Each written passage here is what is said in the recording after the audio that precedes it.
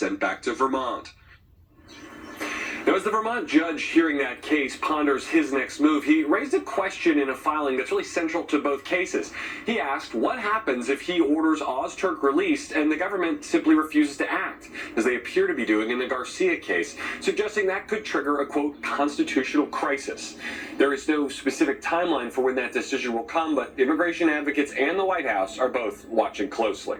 Savannah? All right, Garrett Haake leading us off from the White House. Thank you, Garrett. Also this morning, a legal battle intensifying between the Trump administration and one of the most prestigious universities in the country. Harvard is now being hit with a $2 billion funding freeze after rejecting a list of demands from the White House to make sweeping changes. Let's get right to NBC's Hallie Jackson, our senior Washington correspondent, with more on this, the breaking story overnight. Hi, Hallie. Morning.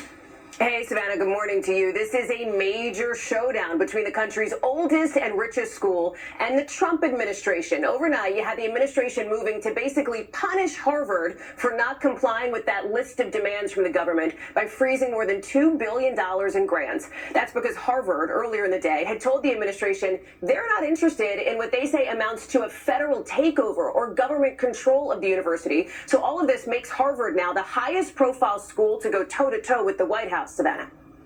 Hallie, I'm going to jump in here for a second because this is significant for universities around the country. What are the specific demands the White House is making of Harvard?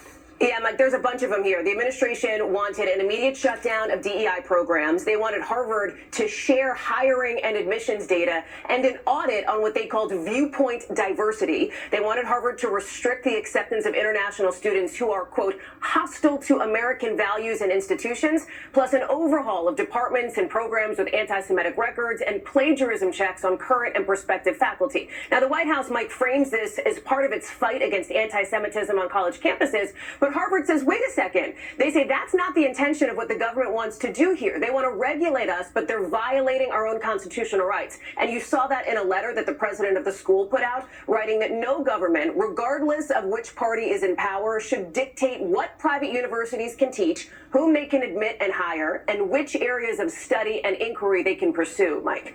Is the buzz of boards and administrations at universities around the country. Hallie Jackson, thanks this morning. Yeah, also this morning we're learning more about the suspected arsonist charged in that weekend firebombing attack on the governor's mansion in Pennsylvania.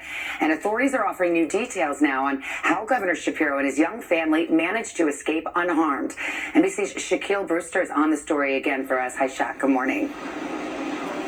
Good morning. And that suspect, 38-year-old Cody Bomber, was arraigned yesterday, appeared before a judge, and denied bail. The fire chief is calling him a domestic terrorist and says that fire that he's accused of setting came dangerously close to becoming a much more serious tragedy.